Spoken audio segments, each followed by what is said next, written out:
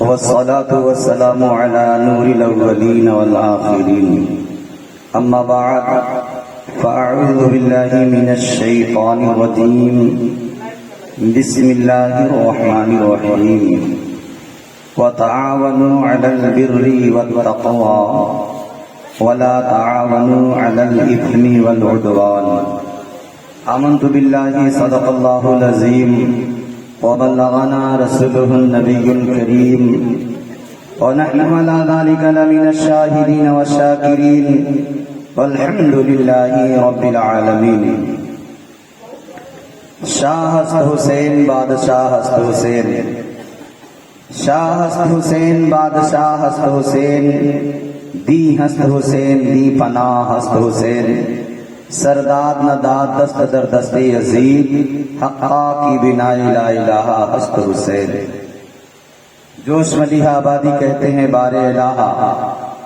اے بار الہ نوحہ سناتا پھرتا اے بار الہ نوحہ سناتا پھرتا تا حشر اشک بہاتا پھرتا امداد نہ کرتے کربلا میں گر حسین امداد نہ کرتے کربلا میں گر حسین اسلام تیرا ٹھوکریں کھاتا پھرتا اسلام تیرا ٹھوکریں کھاتا پھرتا آئیے ہم اور آپ مل کر نہایت ہی عقیدت و محبت کے ساتھ آقائے نامدار مکی مدنی سرکار دونوں عالم کے تاجدار نائب پروردگار حضور احمد مجتبی محمد مصطفیٰ روحی فدا صلی اللہ تعالی علیہ وسلم کی بارگاہ عالی میں جی لگا کر کے درود پاک پڑھنا ہے اللہم صلی علی سیدنا و مولانا محمد بارک سلم صلاۃ و سلام علیک یا رسول اللہ صلی اللہ تعالی علیہ وآلہ وسلم مبارک باد ہیں آپ تمامی حضرات جو آج کی محفل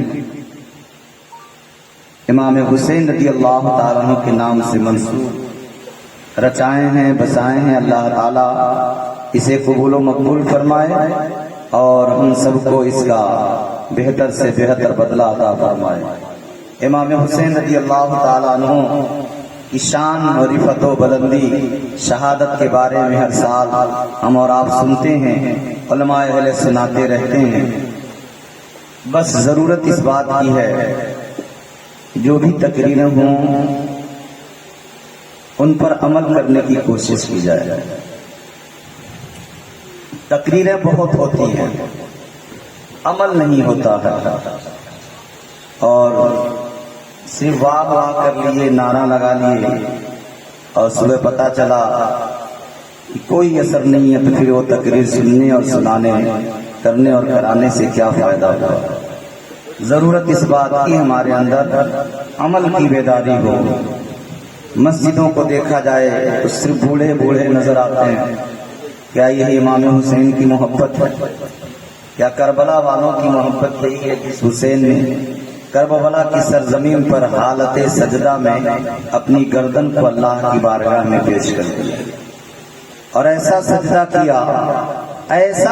کیا کہ سجدہ کرتے ہوئے تو سب نے دیکھا لیکن سجدے سے سر اٹھاتے ہوئے کسی نے نہیں دیکھا سر اٹھاتے ہوئے کسی نے نہیں دیکھا اور نبی پاک صلی اللہ علیہ وسلم کی پیاری حدیث ہے کہ جو بندہ جس حال میں شہید ہوتا ہے اسی حال میں کل قیامت میں اٹھایا جائے گا اب غور کریں حسین اعظم سجدہ کر رہے ہیں اس حال میں تلواریں چل رہی ہیں نیزوں کی برسات ہے چاروں طرف سے دشمنوں کے حملے ہیں پھر بھی نماز آپ کی قضا نہیں ہو رہی ہے ہم دیوانے کیسے ہیں ایک طرف تو نعرہ لگاتے ہیں امام حسین کا دامن نہیں چھوڑیں گے اور دوسری طرف ذکر حسین سے پیار نہ ہو دوسری طرف اسوہ حسین سے پیار نہ ہو دوسری طرف کردار حسینی سے پیار نہ ہو پھر وہ نعرہ کس کام کا جس نعرے کے لگانے کے بعد انسان کے اندر حسینیوں کے اندر جذبہ نہ بیدار رہو تو پھر ایسے نعرے سے کیا فائدہ،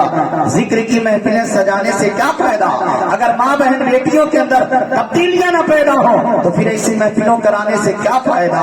ہر مرد ہو یا عورت ہو، حسین پاک کا ذکر کی محفل جب سج جائے تو سب کے اندر ایک انقلاب پیدا ہونا چاہیے، سب کے اندر تبدیلیاں آنی چاہیے۔ جو کل تک نماز نہیں پڑھتے تھے، نماز کی پابندی ہونی چاہیے، گھروں میں قرآن کی تلاوت نہیں ہو رہی تھی، اب تلاوت ہونی چاہیے، کیونکہ وہ کربلا کی سرزمین سے جہاں ہمیں شہادت کا درس ملتا ہے وہیں یہ بھی پیغام ملتا ہے کہ کٹ جائے گردن تو کٹ جائے لیکن نماز نہ قضا ہونے پائے۔ وہیں سے پیغام ملتا ہے کہ گردن کٹ گئی پھر بھی حسین کا سر نیزے پہ چڑھ کر کے قرآن سنا رہا ہے، تو دیوانوں کو بھی تو قرآن پڑھنا چاہیے، دیوانوں کو بھی تو نماز کی پابندی کرنا چاہیے، دیوانوں کو بھی اسوہ حسینی پہ مکمل طریقے سے عمل پابندی کے ساتھ عامل ہونا چاہیے، تاکہ جس طرح سے نعرے سے لگتا ہے یہ حسینی ہے، کردار و عمل سے بھی لگے کہ یہ حسین ہے۔ یہ ضروری ہے ہمارے اور آپ کے لیے، بہت ضروری، یہ دماغ میں رکھیے۔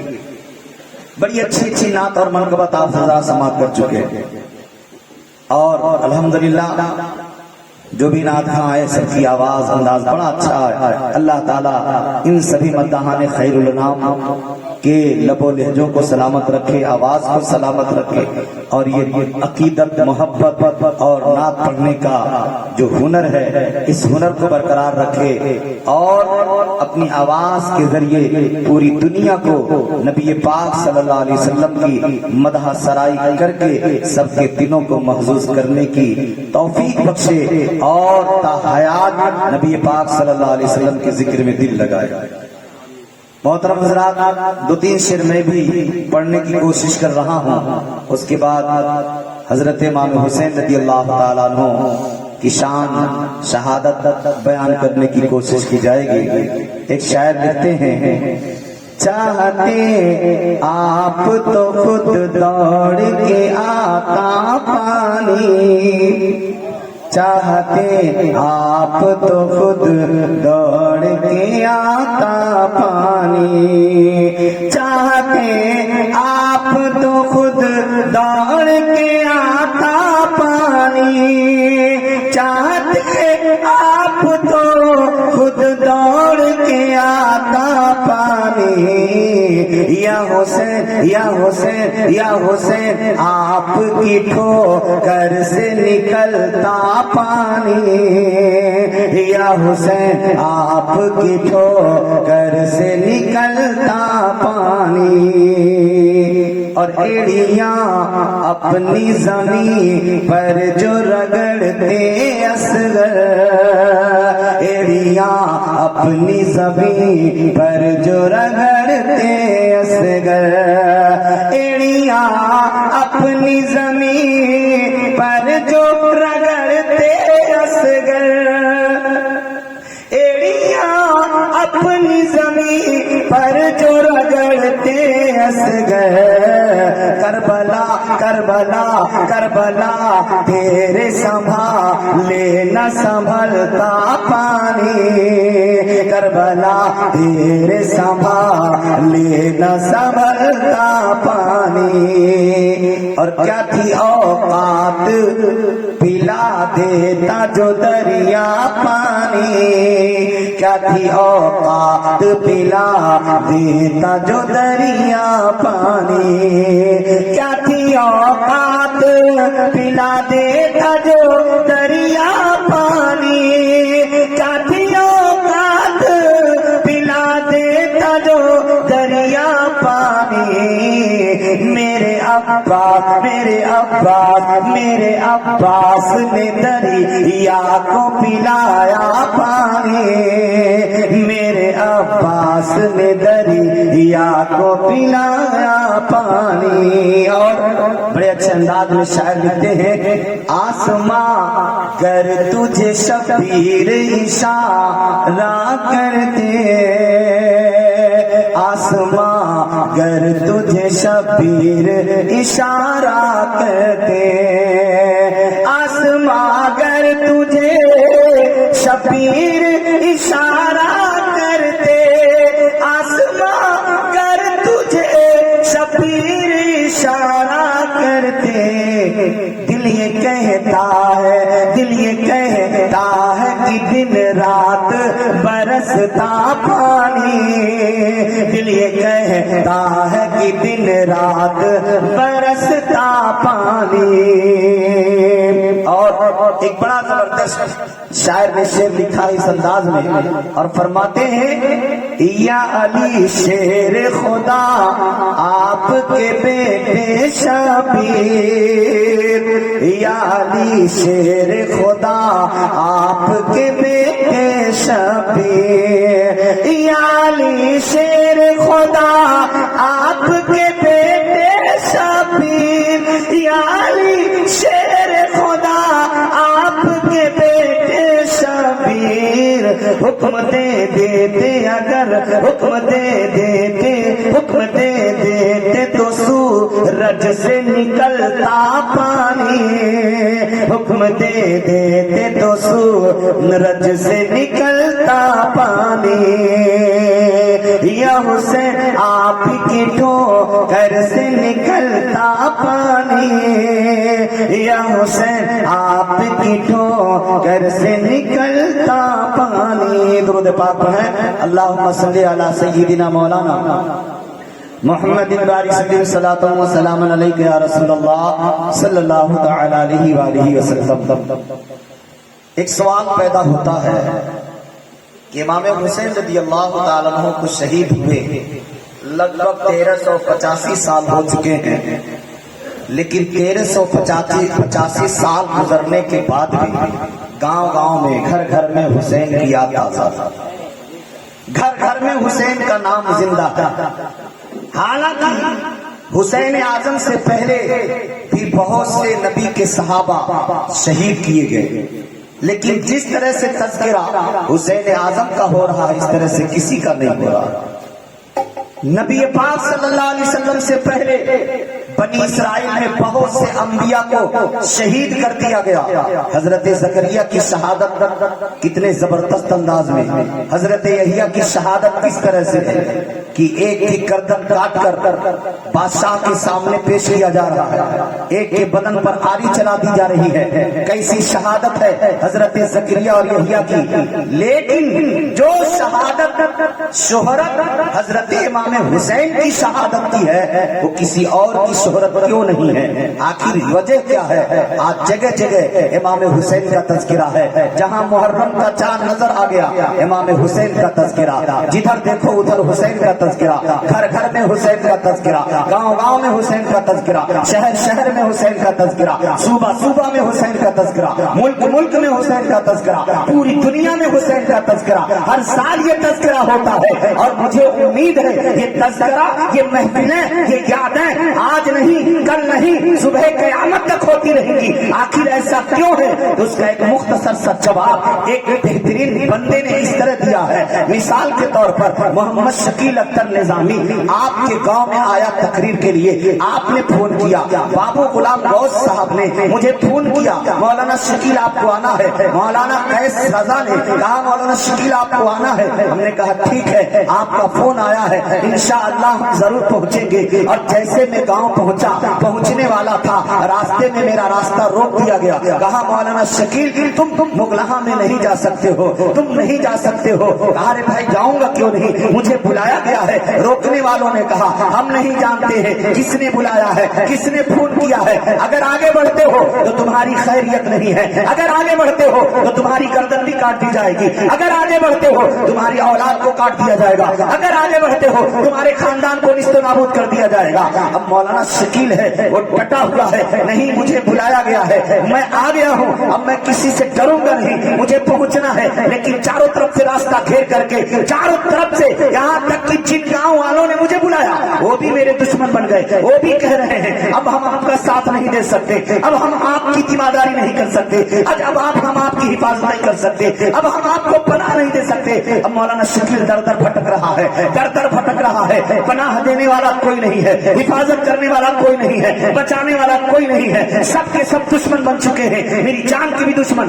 مال کے بھی دشمن، اولاد کے دشمن، سب کے دشمن بن چکے ہیں، بچانے والا کوئی نہیں ہے۔ اور شکیل در در بھٹک رہا ہے، در در بھٹک رہا ہے، سب کے دروازے بند ہو رہے ہیں. شکیل تیرے لیے میرا دروازہ بند ہے. شکیل تیرے لیے میرا دروازہ بند ہے. تیرے لیے میرا دروازہ بند ہے. نہ میں تیری حفاظت کر سکتا, نہ تجھے پناہ دے سکتا, نہ تیری مدد کر سکتا. اب شکیل بھاگتا بھاگتا پہنچا.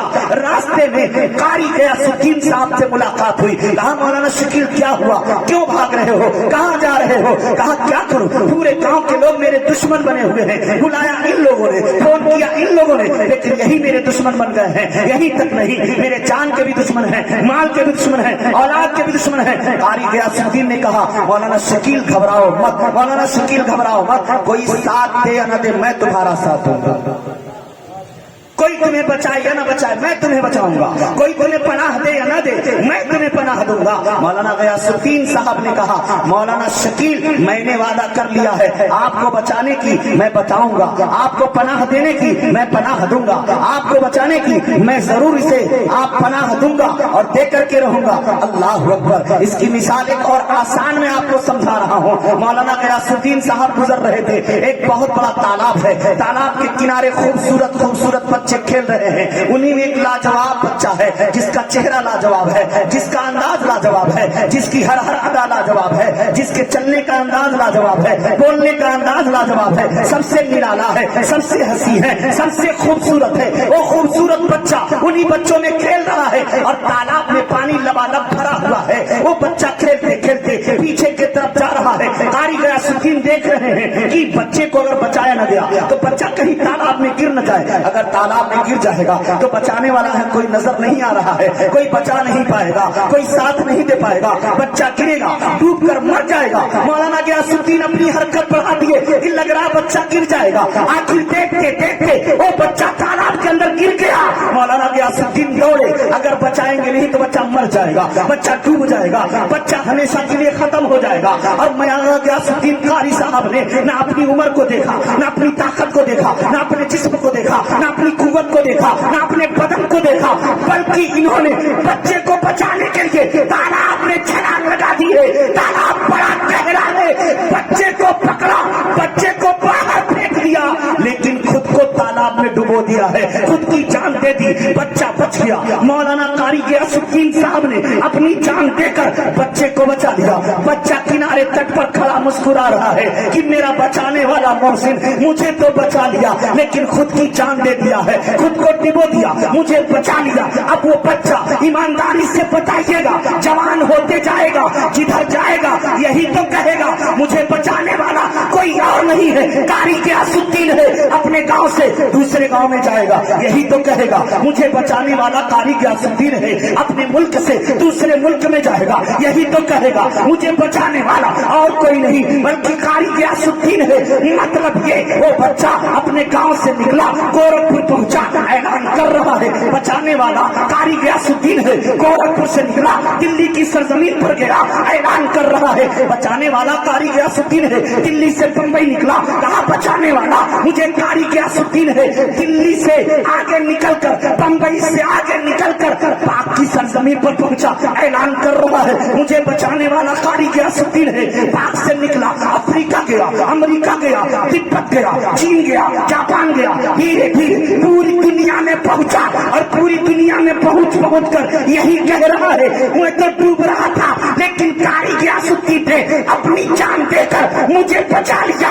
یہی مثال ہے اسلام کی. کربلا میں اسلام ڈوب رہا تھا, بچانے والا کوئی نہیں تھا. اسلام کی حدوں کو توڑا جا رہا تھا, بچانے والا کوئی نہیں تھا. نبی کی سنتوں کو پامال کیا جا رہا تھا, بچانے والا کوئی نہیں تھا. نبی کی عظمتوں کے پر کچے اڑائے جا رہے تھے, بچانے والا کوئی نہیں تھا. چاروں طرف سے یزیدیت حملے پہ حملہ کر رہے تھے, بچانے والا کوئی نہیں تھا. حسین آ کر کھڑے ہو گئے, اے اسلام میں تجھے بچاؤں گا, اے اسلام میں تیری حفاظت کروں گا. مشیت پکار اٹھی, اے حسین بچانے کے لیے آگے آیا ہے, کہیں یہ یزیدی تیرے دشمن نہ بن جائے, کہیں یہ یزیدی تیری اولاد کے دشمن نہ بن جائے, کہیں یہ یزیدی تیرے کنبے کے دشمن نہ بن جائے. حسین نے کہا وعدہ کر لیا ہوں, اب اگر بیٹا کٹے تو کٹا دوں گا, بھائی کٹے کٹا دوں گا, بھتیجا کٹے کٹا دوں گا, نواسا کٹے کٹا دوں گا, اہل قرابت کٹے کٹا دوں گا, خاندان کٹے کٹا دوں گا, خود کی گردن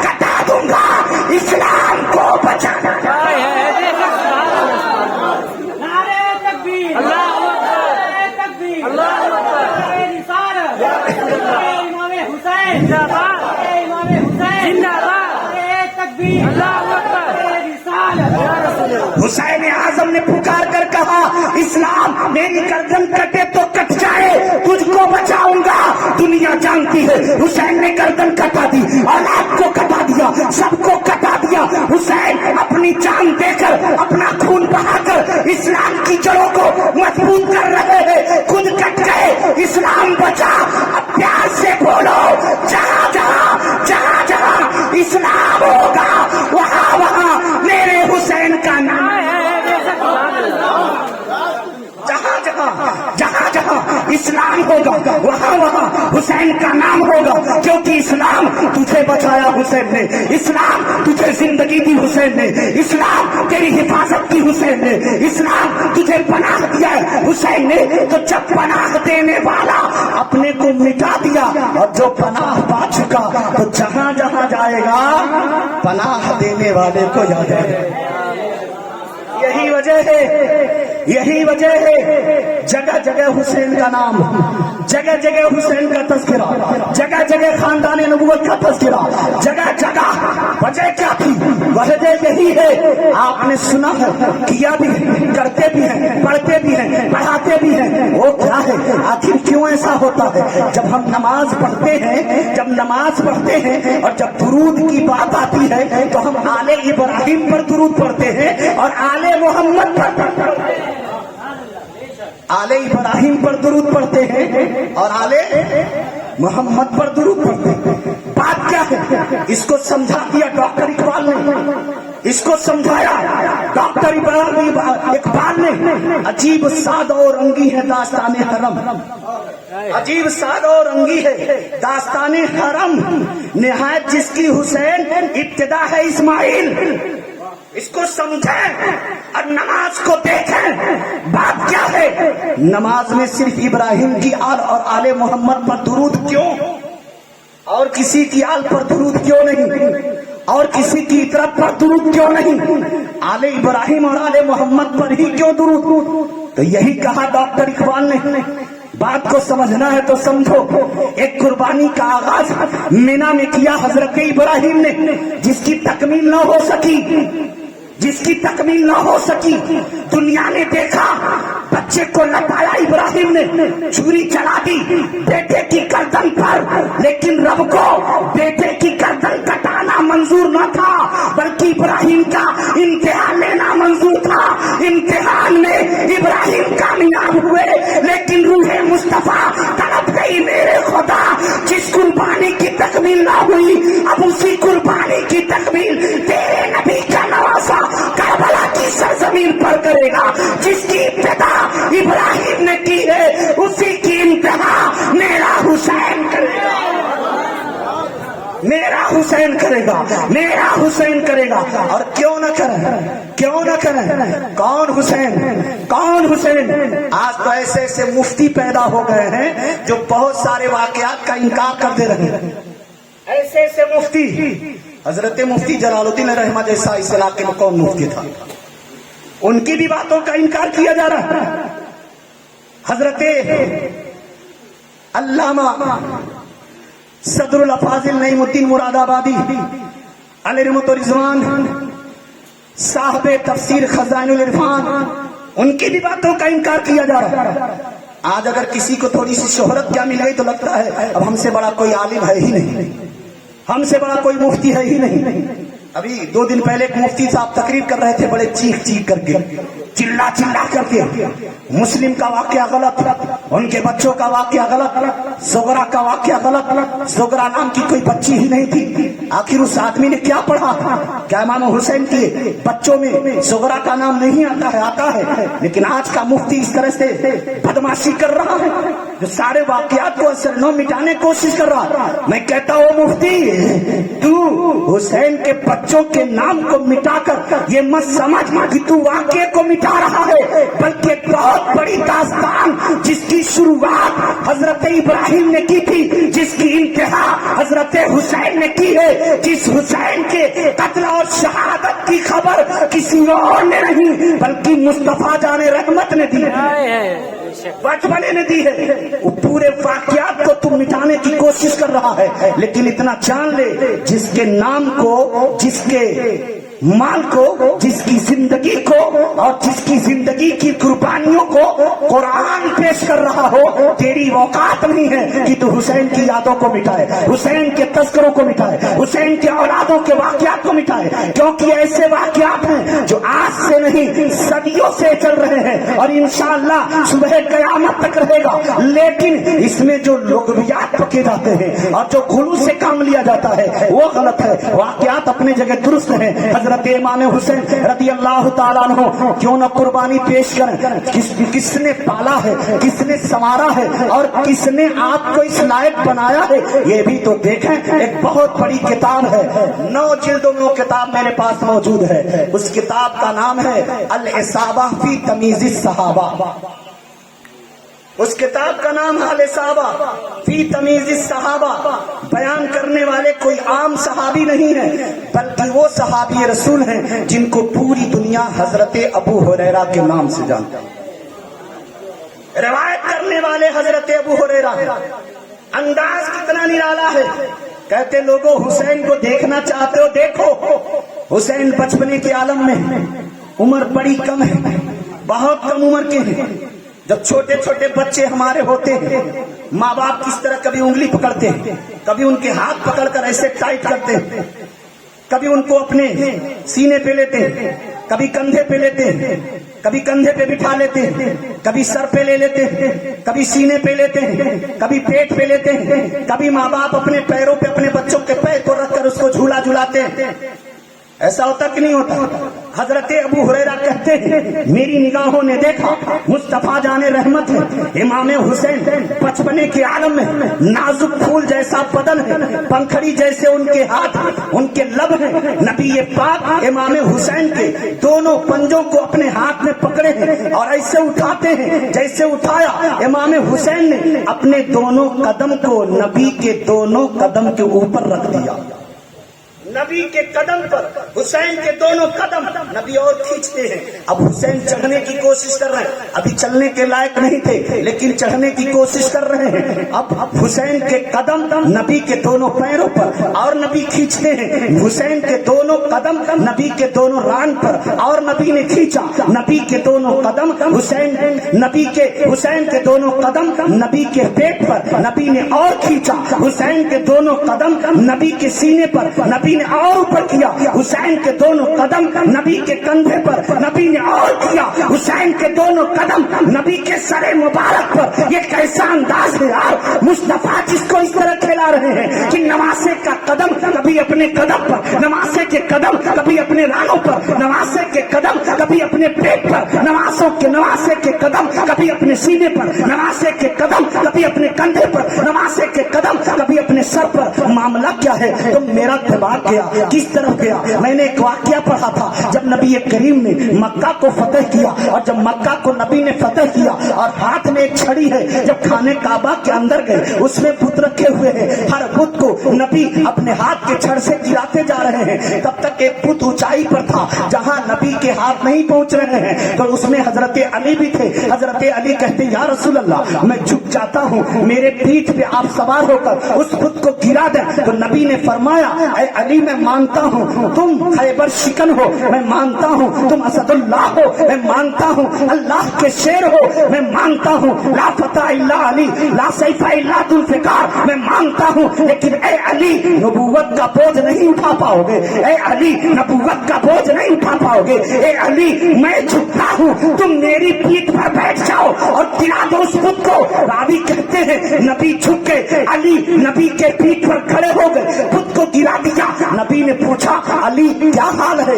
کہاں پہنچے ہو؟ نبی نے تو اپنے پیٹھ پہ چڑھایا تھا نا، لیکن نبی نے پوچھا علی کہاں تک پہنچے ہو؟ کہا یا رسول اللہ آج اتنی بلندی پر آپ نے چڑھا دیا ہے، اگر حکم دے دیں تو عرش کے کھمبوں کو پکڑ کر کھینچ لاؤں، عرش کے کھمبوں کو پکڑ کر کھینچ لاؤں۔ اتنی بلندی پہ آ گیا، میرا دماغ گیا یا جو علی ایک بار बार नबी के पुष्प पर खड़ा हुआ, उसका मकाम इतना बुलंद कि कह रहे हैं हुक्म देते हैं बाश के खंभों को खींचना है। तो जो अली एक बार नबी के पुष्प पर बैठा उसका ये मकाम, तो जो हुसैन बार बार कभी नबी के पुष्प पर, कभी नबी के कंधे पर, कभी नबी के सीने पर, कभी नबी के पेट पर, कभी नबी के दोनों रानों पर, तो एक बार अली चढ़े ये मकाम हुआ। तो जो हुसैन बार बार चल रहा है उस हुसैन का आलम क्या है?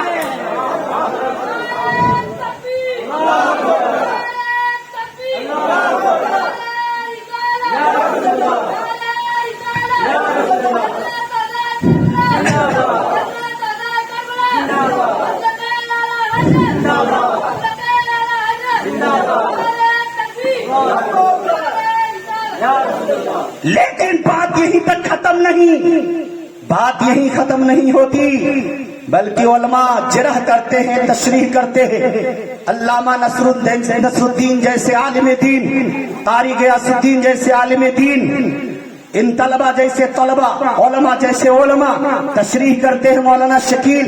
बात यहीं तक खत्म नहीं होती है। मैंने कहा आप कहाँ जाती है? कहा आपने अभी मुकम्मल गौर नहीं किया है कि नबी कभी अपने नवासे के कदम को अपने कदम पर रखते हैं, कभी अपने पैरों पे रखते हैं, कभी अपने रान पे रखते हैं, कभी अपने पेट पर रखते हैं, कभी अपने सीने पे रखते हैं, कभी अपने कंधे पे रखते हैं, कभी अपने सर पे रखते हैं। और दुनिया को बता रहे हैं, दुनिया देख रही है नवासा का कदम नबी के कदम पर, नवासे के कदम नबी के रान पर, नवासे के कदम नबी के सीने पर, नवासे के कदम नबी के कंधे पर, नवासे के कदम नाना के सर पर। दुनिया देख रही है कि हुसैन बार बार कदम की जगह बदल रहे हैं, नबी बदलवा रहे हैं। तो हुसैन नबी के बदन पर जो कदम बदल रहे हैं, दुनिया देख रही कि कदम बदल रहे हैं, कदम कभी यहाँ कभी वहां, कभी यहाँ कभी वहां। ये जमाने ने देखा, ये दुनिया ने देखा। लेकिन अगर गहराई में जाया जाए तो मामला कुछ और मिलता है। वो क्या है? नबी ने हुसैन के कदम को अपने कदम पर रख करके तालीम का पहला सबक दिया। कहा हुसैन अब तुम्हारा सबक यहीं से शुरू हो रहा है, यहीं से शुरू हो रहा है। कहा मेरे आका वो क्या? हुसैन तेरा सबक शुरू हो रहा है मेरे कदम से। अब तेरे कदम आगे बढ़े रे, तेरे कदम आगे बढ़े रे, यही कदम बढ़ते बढ़ते अब आखिर तक जाएंगे। मामला ये है ए हुसैन, तू दुनिया में कदम रखा तो है, लेकिन ये कदम तेरी जात के लिए नहीं है, तेरे घर के लिए नहीं है, तेरे बाप बेटे के लिए नहीं है, तेरे खानदान के लिए नहीं है। तेरे ये कदम अगर उठे हैं तो इस्लाम के लिए होंगे। ए हुसैन तेरे कदम नबी के कदम पे आए हैं। तब जो दीन नबी लेकर के आया है, तेरा कदम उसी दीन के लिए होगा जो कुरान लेकर आया है, उसी कुरान के लिए होगा। सुने हुसैन, तेरे कदम से लेकर नाना के सर तक ये तुझे तालीम दी जा रही है। ए हुसैन आज तेरा मुकम्मल बोझ नाना के बदन पर है, कल इस्लाम का बोझ तेरे बदन पर होगा। जिस तरह मुझे तेरी हिफाजत की है, तुझे भी इस्लाम की हिफाजत करनी है।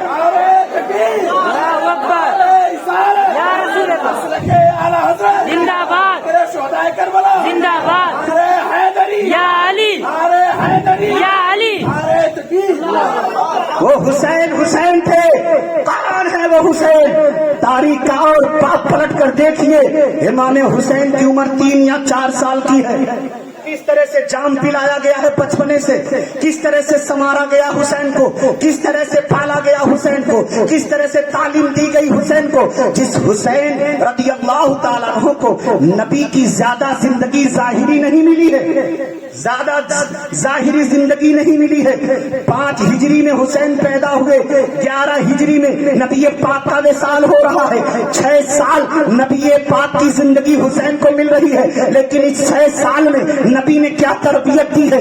माँ की जिंदगी की साढ़े 6 साल या 7 साल के करीब जिंदगी मिल रही है। लेकिन इस उम्र में माँ ने कैसी तरबियत दी है, इस पर भी तो हमें गौर करने की जरूरत है। वही हुसैन है, हुसैन आजम का बचपना है। 3 या 4 साल की उम्र है। गली के बच्चों के साथ थोड़ा दिल बहला रहे थे, दौड़कर घर में आए और दौड़कर गए अपनी माँ की गोद में जाकर बैठ गए। माँ की गोद में जाकर बैठ गए। آج ہمارے یہاں بھی بچوں کا حال ہوتا، کہیں سے کھیل کر آتے ہیں، اگر باپ ہے تو باپ کے بدن پر چڑھ گیا، ماں ہے تو ماں کی گود میں ماں کے اوپر جا کے لیٹ گیا. یہ بچوں کی ادائیں ہوتی ہیں. امام حسین حضرت فاطمہ کی گود میں جا کر بیٹھ گئے، اور اس وقت حضرت فاطمہ کر کیا رہی تھی؟ قرآن کی تلاوت کر رہی تھی، قرآن پڑھ رہی تھی. قرآن امام حسین ماں کی گود میں گئے، بیٹھ گئے اور سکون سے بیٹھ گئے. ماں قرآن پڑھتی جا رہی ہیں، حسین اعظم سنتے جا رہے، ماں پڑھتی جا رہی، سنتے جا رہے. آج کی ماں جیسے نہیں کہ بیٹا گود میں ہے تو ماں گانا سن رہی ہے، بیٹا گود میں ہے تو ماں فلم دیکھ رہی ہے، بیٹا گود میں ہے تو ماں زبان سے گالی دے رہی ہے، بیٹا گود میں ہے ماں اس کی چگلی کر رہی ہے، بیٹا گود میں ہے ماں لغویات و فحاشیات اور عریانیت کی تصویریں دیکھ رہی ہے. ایسی ماں جب ہوگی تو بیٹے آوارہ اور گنڈے بنیں گے، لیکن جب ماں فاطمہ جیسی ہوگی تو بیٹا سید الشہداء بنے گا. ماں جب بی بی ام الخیر جیسی ہوگی تو بیٹا غوث اعظم بنے گا. ماں جب بی بی رحمت جیسی ہوگی تو بیٹا خواجہ معین الدین چشتی ہوگا. ماں جب امام احمد رضا کی ماں جیسی ہوگی بیٹا امام احمد رضا ہوگا. کھل کر یہ کہو جب ماں نیک ہوگی تو بیٹا محبوب الہی بنے گا. ماں جب نیک ہوگی تو بیٹا بابا فرید الدین ہوگا. ماں جب نیک ہوگی بیٹا قطب الدین بختیار کاکی ہوگا. ماں جب نیک ہوگی تو بیٹا شاہ فضل اللہ ہوگا. ماں جب نیک ہوگی بیٹا شاہ برکت اللہ ہوگا. ماں جب نیک ہوگی بیٹا شاہ حمزہ علی ہوگا. ماں جب نیک ہوگی تو بیٹا آل رسول مارے ربی ہوگا. ماں جب نیک ہوگی تو بیٹا امام احمد رضا ہوگا. ماں جب نیک ہوگی بیٹا مصطفیٰ رضا خان ہوگا. ماں جب نیک ہوگی بیٹا شطر الشریعہ ہوگا. ماں جب نیک ہوگی بیٹا مفتی اعظم ہوگا. ماں جب نیک ہوگی بیٹا حافظ ملت ہوگا. عجیب طرف کر کہو ماں جب نیک ہوگی تو بیٹا صوفی نظام الدین ہوگا. جب ماں نیک ہوگی تو اولاد بھی تو اسی طرح ہوگی. ماں کی گود ہے، حسین ماں کی گود میں بیٹھے ہیں، ماں قرآن کی تلاوت کر رہی ہیں. کچھ دیر تک سکون سے میرے آقا حسین بیٹھے رہے، کچھ دیر تک. اس کے بعد حضرت امام حسین کا انداز بدل گیا، انداز بدل گیا. اب یوں چہرہ اٹھاتے اپنے ماں کے چہرے کی طرف، یوں نگاہ اٹھاتے ہیں ماں کے چہرے کی طرف. جب ماں کے چہرے کی طرف نگاہ اٹھاتے ہیں تو ٹکٹکی باندھے ماں کے چہرے کو دیکھ رہے ہیں، ماں کے چہرے کو ٹکٹکی باندھے دیکھ رہے ہیں. حضرت فاطمہ نے کہا بیٹا کیا بات ہے، آج آپ بڑے عجیب انداز سے دیکھ رہے ہیں، عجیب کیفیت میں دیکھ رہے ہیں، بات کیا ہے؟ تو امام حسین نے کہا ماں میں کچھ سوچ رہا ہوں، ماں میں کچھ سوچ رہا ہوں. کہا بیٹا کیا سوچ رہے ہیں؟ کہا ماں میں سوچ یہ رہا ہوں کہ جب بھی میں آپ کو دیکھتا ہوں قرآن پڑھتے ہوئے پاتا ہوں. کہا بیٹا مطلب؟ کہا اماں میں مسئلے پہ دیکھتا ہوں تو قرآن پڑھتی ہو، کھانا بناتے وقت دیکھتا ہوں قرآن پڑھتی ہو، آٹا گودتی ہو تو قرآن پڑھتی ہو، روٹیاں پکاتی ہو قرآن پڑھتی ہو، سبزیاں کاٹتی ہو زبان سے قرآن پڑھتی ہو، آٹے کے پیسنے گیہوں کو پیسنے کے لیے، جو کو پیسنے کے لیے چکیاں چلاتی ہو زبان سے قرآن پڑھتی ہو. اگر آپ سل پر بیٹھتی ہو مسالہ وغیرہ کوٹ چھان کرنے کے لیے تو قرآن پڑھتی رہتی ہو. یہاں تک کہ اماں جب ہم کو بستر پر لے جاتی ہو تو قرآن کی لوریاں پڑھ پڑھ کر سناتی ہو. میں سونے سے لے کر کے جاگنے تک، جاگنے کے بعد میں سے لے کر سونے تک آپ پر جب جب نگاہ پڑتی ہے، آپ کوئی بھی کام کرتی ہو لیکن زبان سے قرآن پڑھتی رہتی ہو. اماں یہی میں سوچ رہا ہوں. حضرت فاطمہ مسکراتی ہیں اور مسکرا کر اپنے بیٹے کے سر پر ہاتھ پھیرتی ہیں، چہرہ چوم لیتی ہیں. کہا بیٹا یہ آج آپ دیکھ رہے ہو لیکن آپ کی ماں تو اس وقت سے قرآن پڑھ رہی ہیں جب سے آپ کے نانا پہ قرآن نازل ہونا شروع ہوا ہے. تب سے آپ کی ماں قرآن پڑھ رہی ہے، تب سے آپ کی ماں قرآن کی تلاوت کر رہی ہے. حضرت امام حسین پھر خاموش ہو کر بیٹھے لیکن ماں کی گود میں بیٹھے. پھر ماں قرآن پڑھنے لگی. ماں ہو یا باپ ہو عادت بنانی چاہیے، نماز پڑھیں تو اپنے بغل میں اپنے بچے کو بٹھا لیں. مائیں قرآن پڑھیں، اپنے بچوں اور بچیوں کو گود میں بٹھا لیں. اس کا اثر بچے کی زندگی پر پڑتا ہے، اس کا اثر بچے کی زندگی پہ پڑتا ہے. ورنہ میں دیکھتا ہوں چھوٹے چھوٹے بچے ابھی ڈی جے بج جائے نا لگتے ہیں ناچنے. کیوں؟ کمر لگتے ہلاتے ہیں. کیوں؟ گالی سیکھ لیتے ہیں. کیوں؟ اس لیے کہ گھر میں جب بچوں نے آنکھ کھولی ہے تو جیسا ماحول پایا اسی ماحول میں ڈھل گئے. माँ को कभी नमाज पढ़ते हुए नहीं देखा, नमाज की मोहब्बत नहीं पैदा हुई। गाना सुनते हुए देखा, गाना याद कर लिया। झगड़ा करते हुए देखा, झगड़ालू बन गया। गाली देते हुए देखा, गाली देने लगा। लेकिन वही बच्चा जब माँ बाप को नमाज पढ़ते देखता तो नमाज की मोहब्बत पैदा होती, कुरान पढ़ते देखता, कुरान की मोहब्बत पैदा होती, एक दूसरे की तारीफ करते हुए देखता तो दूसरों की तारीफ करने वाला होता। लेकिन उसने तो देखा मेरा बाप फलां से चलता है, मेरी माँ फलां से चलती है, फलां की शिकायत करती है, फलां की गिबत करती है। तो जिस तरह बच्चे माहौल देखेंगे वो बच्चे उसी अंदाज में ढलते चले जाए। अब बुढ़ापे में जब आ गए तो पहुंचे कारी साहब, जी क्या बात, अरे हजरत कुछ करिए ना, मेरा बेटा कहना नहीं मान रहा है, कोई मोहनी मंत्र दीजिए ना। मौलाना नसरुद्दीन साहब अब कुछ कर्म कर दीजिए, कोई ऐसी घुट्टी पिला दीजिए कि रतिया भर में मेरा दीवाना बन जाए। आखिर ऐसा क्यों हुआ? हर माँ बाप तो ऐसी शिकायत नहीं करते, लेकिन वही करते हैं जिन्होंने बचपने में अपने बच्चों पर ध्यान नहीं दिया। वही बच्चे रुलाते हैं आगे चलकर, वही बच्चे खून के आंसू रुलाते हैं आगे चलकर। और जो माँ बाप बचपने से अपनी औलाद पर ध्यान देंगे, आज मोहम्मद शकील अख्तर निजामी आपके सामने है। अल्लाह का करम है, मेरे वालिद गिरामी भी एक बेहतरीन आलिम दीन है। अल्लाह का करम है, मेरे दादा भी एक बेहतरीन आलिम दीन थे, आरिफे बिल्लाह थे।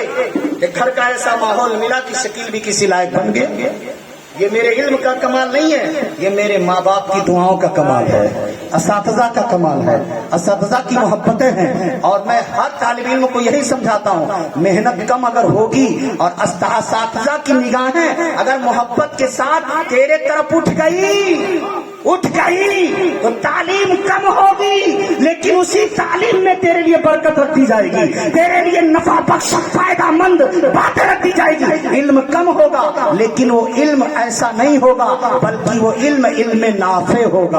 उसी इल्म में नूर की रोशनी होगी। असातिज़ा का अदब एहतराम और माँ बाप का अदब एहतराम बहुत जरूरी है। अगर ये नहीं है तो सब कुछ बेकार है। मैं तो यहाँ तक मानता हूँ, अगर बच्चा कोई एक नहीं हर साल हज करने जाए और यहाँ तक कि खाने काबा मस्जिद हराम में नहीं बल्कि खाने काबा के अंदर चला जाए और उसमें उसकी मौत हो जाए और माँ बाप अगर नाराज हैं तो उसकी कोई इबादत, कोई हज अल्लाह कबूल नहीं। सारे मेरे नौजवान भाई बच्चे सुन लो, अगर माँ बाप रूठ गए, लाखों करोड़ों अरबों इबादतें कर लो, सारी इबादत मुंह पे मार दी जाएगी। कब तक? जब तक कि माँ बाप राजी नहीं होंगे। और जैसे माँ बाप राजी होंगे अल्लाह सारे अमाल को कबूल कर लेगा, सारे अमाल को। तो बात चल रही थी, हजरत फातिमा लगी कुरान पढ़ने, इमाम हुसैन खामोश होकर के बैठे। फिर कुछ देर के बाद वही अंदाज, माँ का चेहरा देखना, वही अंदाज। हजरत फातिमा ने तिलावत बंद कर दी। कहा बेटा अब क्या, अब इस तरह से क्यों देख रहे हो, अब क्या मामला है, अब क्या बात है? तो हजरत इमाम हुसैन ने कहा अम्मा मैं कुछ सोच रहा हूँ। कहा क्या बात है प्यारे, आज बहुत कुछ सोच रहे हो? कहा माँ कुछ सोच रहा हूँ। कहा बेटा क्या सोच रहे हो? कहा माँ सोच ये रहा हूँ, कुरान आप पढ़ती हो, कुरान आपका बेटा हुसैन भी पढ़ेगा। सुभान अल्लाह। आप पढ़ती हो कुरान, आपका बेटा भी कुरान पढ़ेगा। हजरत फातिमा कहती है बेटा इसमें बड़ी बात क्या, इसमें बड़ी बात क्या है? मैं कुरान पढ़ती हूँ, आप भी पढ़ो। जो आयतें, जो सूरतें नाना पे तुम्हारे नाजिल हुई हैं वही मैं पढ़ती हूँ, वही आप पढ़ोगे। इसमें बड़ी बात क्या है? आज मैं पढ़ रही हूँ, कल आप भी पढ़ोगे। कहा नहीं माँ मैं भी पढ़ूंगा, आप भी पढ़ती हो। कहा बेटा हाँ मैं पढ़ती हूँ, आप भी पढ़ोगे। कहा माँ लेकिन एक बात बताना चाहता हूँ, उम्र छोटी है। कहा क्या बताना चाहते हो? कहा माँ आप कुरान पढ़ती हो, मैं भी पढ़ूंगा, लेकिन आपके पढ़ने में मेरे पढ़ने में फर्क होगा। आपके पढ़ने में मेरे पढ़ने में फर्क होगा, आपकी तिलावत में मेरी तिलावत में फर्क होगा। कहा बेटा कैसे? जो आयतें मैं पढ़ती हूँ, जो कुरान तुम्हारे नाना पे नाजिल हुआ वही तो मैं पढ़ती हूँ, वही आप पढ़ोगे। कहा हाँ माँ वही मैं भी पढ़ूंगा, वही आप पढ़ती हो, वही सूरत है आप पढ़ती हो, वही मैं भी पढ़ूंगा, वही पारे आप पढ़ती हो मैं भी पढ़ूंगा, वही मंजिलें आप पढ़ती हो मैं भी पढ़ूंगा, लेकिन आपके पढ़ने में मेरे पढ़ने में बड़ा फर्क होगा। कहा बेटा मुझे बताओ फर्क कैसे होगा? कहा माँ आप कुरान कहाँ पढ़ती पढ़ती हो मुसल्ले पे, हाँ अपने बिस्तर पर, हाँ अपने घर में, हाँ किचन में, हाँ खाना बनाते वक्त, हाँ आटा गूंथते वक्त, हाँ खाना खाकर, हाँ बगैर खाए, हाँ पानी पीकर, हाँ बगैर पिए, हाँ ए माँ अपने घर के अंदर, हाँ चार दीवारी के अंदर, हाँ बच्चों के पास रहकर, हाँ बेटियों के पास रहकर, हाँ मेरे अब्बा के पास रहकर, हाँ सबके साथ रहकर, हाँ ए माँ तुम कुरान पढ़ती हो, घर के अंदर कुरान पढ़ती हो, अपने मुसल्ले पे कुरान पढ़ती हो, खाना खाकर कुरान पढ़ती हो, पानी पीकर कुरान पढ़ती हो, बेटों का चेहरा देखकर कुरान पढ़ती हो, बेटियों का चेहरा देखकर कुरान पढ़ती हो, अब्बा का चेहरा देखकर। ए माँ लेकिन आपके पढ़ने में, हुसैन के पढ़ने में फर्क ये होगा, आप घर में हो, हुसैन बेघर होगा, आप बच्चों के पास हो, हुसैन बगैर बच्चों का होगा। ए माँ एक वक्त आएगा ये तेरा बेटा हुसैन करबला की सरजमीन पर होगा, सामने अब्बास के बाजू कट जाएंगे, सामने कासिम की जवानी लुट जाएगी, सामने अली अकबर के बदन पर घोड़े दौड़ा दिए जाएंगे। ए माँ एक वक्त आएगा अनो मोहम्मद काट दिए जाएंगे, एक वक्त आएगा तेरे बेटे के खेमे में आग लगाई जाएगी, तेरे बेटे की बेटी सकीना को तड़पाया जाएगा। ए माँ एक वक्त आएगा तेरा बेटा हालते सजदा में अपनी गर्दन कटा देगा। ए माँ पढ़ने में फर्क ये होगा, तू घर में पढ़ती है लेकिन जब तेरा बेटा गर्दन कटाएगा तो तेरे बेटे का सर जमीन पर नहीं भाले के नोक पर होगा, और तेरा बेटा भाले के नोक पे चढ़कर कुरान की तिलावत करता नजर आएगा। तेरा बेटा कुरान पढ़ेगा लेकिन भाले के नोक पर पढ़ेगा, नेज़े के नोक पर चढ़ेगा। ए माँ ये फर्क होगा मेरे और तेरी तिलावत करने में।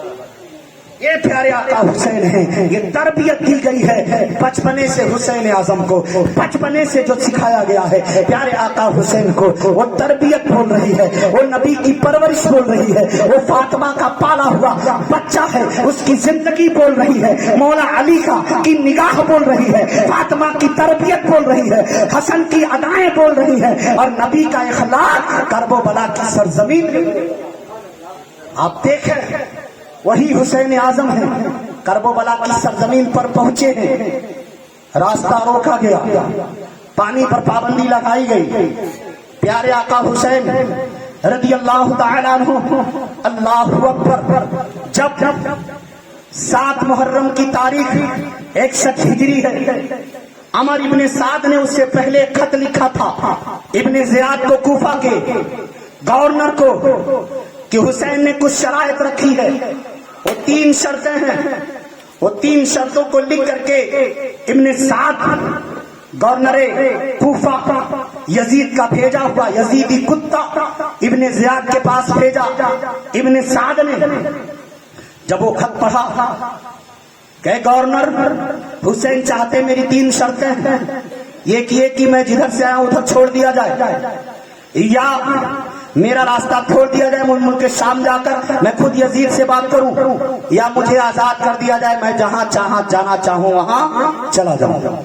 इब्ने ज़ियाद ने जब वो खत पढ़ा कुछ देर के लिए खामोश और साकित हो गया, और सोचने लगा यार ये राय तो अच्छी है, ये शर्त अच्छी है, चलो हुसैन की शर्त मान ली जाए। लेकिन वहीं पे मरदूद जहन्नमी खड़ा था जिसका नाम था शीमर ने कहा इब्ने ज़ियाद मौका बड़ा अच्छा है, मौका गंवाना मत, अगर हुसैन को जाने दिया तो समझ ले सिर्फ कूफा की नहीं, बसरा की नहीं, पूरी इस्लामी सल्तनत हुसैन के हाथ में होगी, पूरा मुल्क शाम हुसैन के हाथ में होगा, ये गलती मत कर।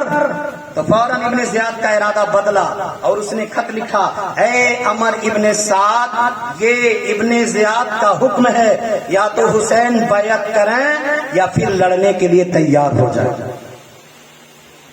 ये खत लिख करके दे दिया, मेरे साथ गया, पहुंचा और कहा सुनो हुसैन के ऊपर पानी पर पाबंदी लगा दी जाए, सुनो उनके कुंबे का कोई आदमी नहरे फुरात से पानी ला लेने पाए।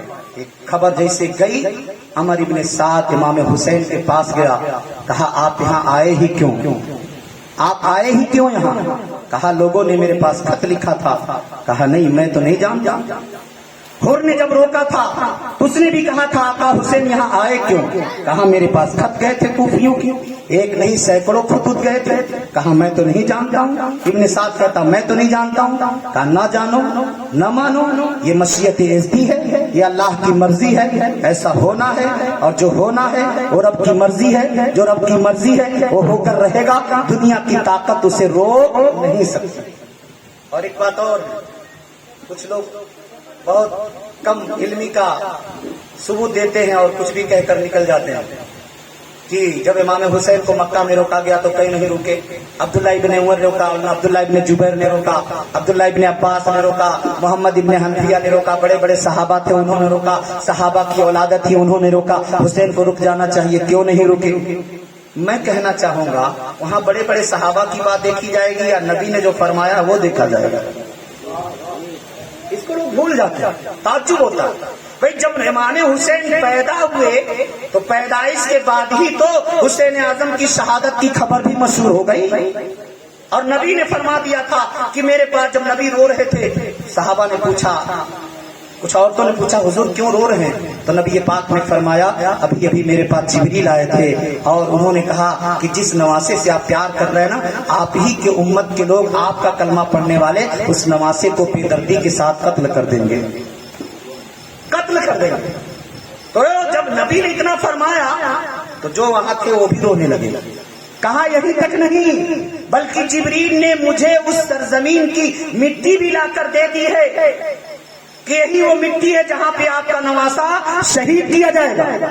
और नबी ने वो मिट्टी, हजरत आयशा मौजूद थी लेकिन हजरत आयशा को न दे करके वो मिट्टी हजरत उम्मे सलमा को दे रहे हैं। ये भी नबी का एक गैब है। नबी जानते थे मेरा हुसैन जब शहीद किया जाएगा तो हजरत आयशा जाहिरी हयात में न होंगी लेकिन उम्मे सलमा मौजूद रहेंगे। मिट्टी उम्मे सलमा को दे रहे हैं और ये भी कह रहे हैं ऐ उम्मे सलमा जब ये मिट्टी खून बन जाए तो समझ लेना मेरे प्यारे शहजादे हुसैन की शहादत हो। ये नबी ने अब बताएं, जब नबी ने फरमा दिया है तो भाई हमारा तो ईमान है, अगर जर्रा बराबर भी हम उसमें शक कर लें तो हम ईमान वाले नहीं रहेंगे। नबी ने फरमा दिया ऐसा होना है, जमीन फना हो सकती है, आसमान मिट सकता है, कायनात अपने वजूद से बेवजूद हो सकती है, हस्ती से नेस्ती हो सकती है, कायनात का वजूद मिट सकता है, लेकिन मुस्तफा की जबान से निकली हुई बात गलत नहीं हो सकती। नबी ने फरमा दिया था शहीद होना है तो होना। हजरत इमाम हुसैन रदी अल्लाह ताला अन्हु, अल्लाहु अकबर। अफसोस होता है जब कुछ लोग इस तरह के बकवास करके निकल जाते हैं, नहीं होना चाहिए ऐसा। हम अहले बैत से प्यार भी करते हैं, अहले बैत की अकीदत भी रखते हैं और ये भी मानते हैं जो शायर ने कह दिया कि दी हस्त हुसैन दी पनाह हस्त हुसैन। मेरा हुसैन दीन भी है, मेरा हुसैन दीन को पनाह देने वाला भी है। कोई कह सकता है आपने हुसैन को दीन कैसे कह दिया? मैं कहूंगा हाँ हुसैन मेरा दीन है। क्यों? इसलिए कि नबियों का इमाम जिसके लिए खुतबा छोड़ दे तो वो दुनिया नहीं हो सकती है, जिसके लिए छोड़ा गया हो वो दीन ही हो सकता है, वो दीन ही हो सकता है, वो दुनिया नहीं हो सकती है। रवायतें बताती हैं नबी सजदे में हैं, इमाम हुसैन नबी के पीठ पर बैठ गए। अगर हुसैन को नबी दुनिया समझते तो अपने सजदे को लंबा न करते, दुनिया समझते तो सजदे को लंबा ना करते। हुसैन जब नबी के पीठ पर बैठ गए, नबी ने सजदे को लंबा कर दिया, वही पता चल गया कि मेरा हुसैन दुनिया नहीं है, मेरा हुसैन दीन है, दीन है। तभी तो शायर ने कह दिया दी हस्त हुसैन व दी पनाह हस्त हुसैन। मेरा हुसैन दीन भी है, मेरा हुसैन दीन को पनाह देने वाला। दीन को पनाह कैसे दिया? वो भी जिस तरह मैं बताया ना कि मौलाना शकील अख्तर आया, पूरे गांव के लोग दुश्मन बन गए। दीन को पनाह कैसे दिया? तो कारी गियासुद्दीन ने कहा ए शकील अख्तर निजामी, पूरा गांव तेरा दुश्मन बन गया तो क्या हुआ, मैं तुझे पनाह दूंगा। میں تجھے پناہ دوں گا. مولانا شکیل بول بیٹھا قاری صاحب کہیں میری دشمنی میں لوگ آپ کے دشمن نہ بن جائیں. کہا مجھے منظور ہے. کہیں میرے پیٹوں کے ساتھ ساتھ آپ کے پیٹوں کو نہ کاٹ دیا جائے. کہا مجھے منظور ہے. کہیں میری دشمنی میں آپ کو دشمن نہ بنا لیا جائے. تو قاری غیاث نے کہا مجھے منظور ہے مولانا, میں نے کہہ دیا ہے تیری حفاظت کروں گا, تجھے پناہ دوں گا, تجھے حفاظت بناؤں گا. یہ میں نے وعدہ کر لیا ہے, اب وعدہ خلافی نہیں کروں گا. شکیل پکارتا رہا کہ نہیں کہیں گاؤں کے لوگ آپ کے دشمن نہ ہو جائیں. انہوں نے کہا کچھ بھی ہو جائے, وقت آئے تو میں اپنے بیٹوں کو بھی آپ پر قربان کر دوں گا, لیکن وعدہ کیا ہے آپ کو پناہ دوں گا, گھر کا گھر لٹا دوں گا, آپ کو پناہ دوں گا, یہاں تک کہ آپ کو پناہ دینے کے لیے اپنی گردن کٹا دوں گا, لیکن اے مولانا آپ کو پناہ دے کر رہوں گا. تو کربلا میں اسلام مارا مارا پھر رہا تھا, پناہ دینے والا کوئی نہیں تھا. حسین نے کہا اے اسلام میں تجھے پناہ دوں گا, میں تجھے بچاؤں گا, میں تیری حفاظت کروں گا. مشیت پکار اٹھی. حسین وعدہ کرنا تو آسان ہے, نبھانا بڑا مشکل ہے. حسین بھی کس کے بیٹے تھے, فاطمہ کا پوت ہوا تھا. حسین کے بدن میں علی کا خون گردش کر رہا تھا, حسین کے بدن میں نبی کا خون گردش کر رہا تھا. حسین کی روح بھی پتھر پر پکار اٹھی. مشیت ایزدی کے سامنے اے پروردگار, اگر اسلام بچانے کے لیے حسین کو بیٹا دینا پڑے تو دے دوں گا, بھتیجا دینا پڑے تو دے دوں گا, اولاد دینا پڑے تو دے دوں گا, خود کی گردن کٹا لوں گا, لیکن اسلام کو پناہ دے کر رہوں گا, اسلام کو پناہ دے کر رہوں گا. اور شاعر نے نقشہ کھینچ دیا, دی ہست حسین دی پناہ ہست حسین. میرا حسین دین بھی ہے, میرا حسین دین کو پناہ دینے والا. سردار نادار دست سر دے دیا لیکن ہاتھ نہیں دیا. سردار نادار دست در دست یزید سر دے دیا, ہاتھ یزید کے ہاتھ میں نہ دیا. حقا کی بنا لا الہ ہست حسین, یہاں تک کہ اسلام کی لا الہ الا اللہ کی بنیاد ہے حسین, بنیاد ہے حسین. کوئی کہہ سکتا ہے دین تو مصطفیٰ لے کر آئے, کلمہ تو مصطفیٰ لے کر آئے, اور حسین کی شہادت 61 ہجری میں ہو رہی ہے, وہ کیسے لا الہ الا اللہ کی بنیاد ہو سکتے, وہ کیسے بنیاد ہو سکتے. تو آپ کو تاریخ معلوم ہوگی, حضرت آدم علیہ السلام آئے, اس کے بعد نوح علیہ السلام آئے. تو نوح علیہ السلام کو آدم ثانی کہا جاتا ہے. کیوں؟ انسانی آبادی تو آدم سے پھیلی ہے, لیکن آدم ثانی نوح کو کیوں کہا جا رہا ہے؟ اس لیے نوح علیہ السلام تک جتنے لوگ تھے سب دریا کے حوالے ہو گئے, اب بچے تھے نوح اور ان کے ماننے والے, اسی لیے اب انسانی آبادی وہاں سے پھیلی ہے. تو نوح علیہ السلام کو آدم ثانی کہا جاتا ہے. اسی طرح امام حسین تک جو چلا, اور اس کے بعد جب یزید خلیفہ بنا ہے, اس نے قانون اسلام کے حدوں کو توڑنا شروع کر دیا. بچانے والا کوئی نہیں تھا, لا الہ الا اللہ کی عظمتوں کو سنبھالنے والا کوئی نہیں تھا, تو سنبھالا حسین نے. اسی لیے کہا گیا لائے تو مصطفیٰ لیکن خون دے کر سینچنے والا نبی کا نواسا ہے, نبی کا نواسا ہے. اسی لیے شاعر نے کہہ دیا حقا کی بنائی لا الہ لا الہ الا اللہ کی بنیاد ہے میرا حسین. او آقا حسین ہے. کرب و بلا کی سرزمین پر جب ابن سعد نے کہا آپ آئے کیوں, آپ نے کہا بلایا گیا, خط بھیجا گیا, اس لیے میں آیا ہوں. خیر مشیت ایزدی یہی تھی, اللہ کی مرضی یہی تھی. تبھی تو جب حر نے راستہ روکا تھا 2 ہی محرم کو, آقا حسین نہ مانے اور چلتے رہے. حر کہتے رہے رک جائیں, نہ حسین نہیں رکے, کہتے کہتے تھک گئے, لیکن حسین نہیں رکے. آخر ذی حسن سے لے کر کے نینوا تک, تب تک میدان کرب و بلا تک حسین رکے نہیں, چلتے رہے. اور جب سے حر نے روکا تب سے چلتے رہے, لیکن جب نینوا کے وادی میں پہنچے, میدان تف میں پہنچے, کربلا میں پہنچے, لوگوں سے پوچھا یہ کون سی جگہ ہے. جو لوگ جانتے تھے انہوں نے کہا حضور اسی کو نینوا کی وادی کہا جاتا ہے, اسی کو تف کہا جاتا ہے, اسی کو کرب و بلا کہا جاتا ہے, اسی کو کرب و بلا کہا جاتا ہے. تو حسین اعظم نے کہا بس کرو, اب اس کے آگے ہمارے گھوڑے نہیں جائیں, یہی خیمہ زن ہوگا, یہی ہمارے خیمے لگیں گے, یہی ہمیں رکنا ہے. کہا حضور ایسی بات کر رہا, ہاں یہی وہ سرزمین ہے جس کی مٹی جبریل نے لا کر میرے نانا مصطفیٰ کو دیا. یہی وہ سرزمین ہے جنگ صفین سے واپسی کے وقت میرے والد گرامی مولا علی یہاں رکے تھے اور رک کر کے بتایا تھا یہاں حسین کا قافلہ ہوگا، یہاں ان کا قافلہ ہوگا، یہاں ان کا قافلہ ہوگا، یہ مقتل ہوگی، یہاں فلاں شہید ہوگا، یہاں فلاں شہید ہوگا، یہاں پہ پابندی لگائی جائے گی، ادھر سے پانی روکا جائے گا۔ امام حسین نے کہا میرے والد گرامی حضرت علی نے اسی جگہ کے بارے میں بشارت دی تھی، میں اس جگہ پہ آ گیا ہوں، رب کی مرضی یہی ہے، اب میں یہاں سے کہیں نہیں جا سکتا۔